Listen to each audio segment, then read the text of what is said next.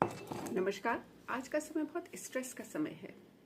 हर इंसान कह रहा है कि उसको स्ट्रेस है, बच्चे बच्चे को कह रहे हैं स्ट्रेस है। लेकिन पहले क्या स्ट्रेस नहीं होता था?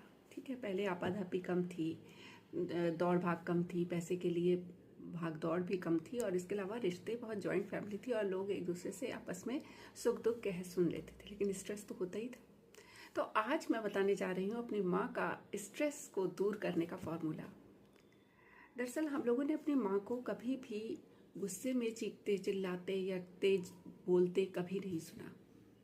ऐसा नहीं है कि उनकी लाइफ में कोई स्ट्रेस नहीं था। बचपन में ही उनकी माँ चली गई थी जब वो 2-2.5 साल की थी। सौतेली दादी और सौतेली चाची के साथ वो पली, तो जाहिर है उन्हें बराबर से काम भी करना पड़ा। बचपन अच्छा नहीं बीता। ससुराल में आई तो सास नहीं थी, तो जो देवर ननद की जिम्मेदारी भी उनके ऊपर थी वो सब वो निभाती रही। लेकिन वो फिर भी नहीं कभी गुस्सा करती थी।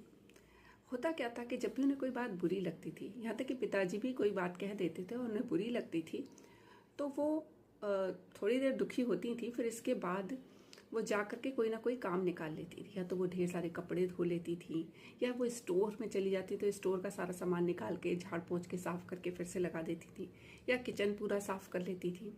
और शाम तक जो है उनका मूड बिल्कुल सही हो जाता था। पिताजी आते थे और बात आई गई हो जाती थी। ये ये काम वो पूरे जीवन पर्यंत करती रही। लेकिन जब वो उनका वृद्धावस्था आई, तो उनकी वृद्धावस्था में वो इतनी ताकत उनको नहीं रह गई कि वो इतना सारा काम कर सकें।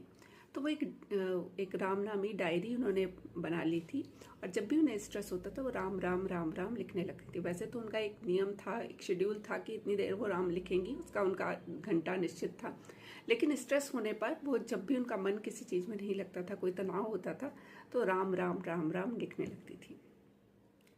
बाद में जब मैंने मनोविज्ञान पढ़ा, बड़ी बड़ी किताबें पढ़ी, तो उसमें कहा था कि स्ट्रेस जो होता है ना, उसमें भी एक ऊर्जा होती है। क्योंकि हमें कोई बात बुरी लगी होती है, कहीं से हमारा दिल दुखा होता है, कुछ हमारे मनोनुकूल नहीं हुआ होता है, स्ट्रेस वहाँ से जन्म लेता है। हमेशा स्ट्रेस ऐसा नहीं होता कि आपके ऊपर काम का बोझ आ गया इसलिए आप स्ट्रेस में। कई बार स्ट्रेस वैचारिक दबाव से भी होता है। तो उसमें एक बहुत बड़ी ऊर्जा भी होती है। वो ऊर्जा जो नकारात्मक होती है, हम उल्टा सीधा सोचना शुरू करते हैं, फलाने ने ऐसा क्यों कहा, ढिकाने ने ऐसा क्यों कहा, और वो नकारात्मक ऊर्जा हमें और नकारात्मक कर देती है, कमज़ोर कर देती है।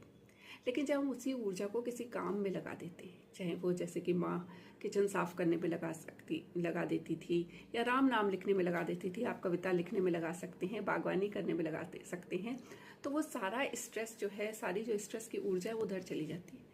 और शाम तक ये लगता है कि मेरा काम भी हो गया। तो स्ट्रेस तो दूर होता ही होता है, काम भी हो जाता है। तो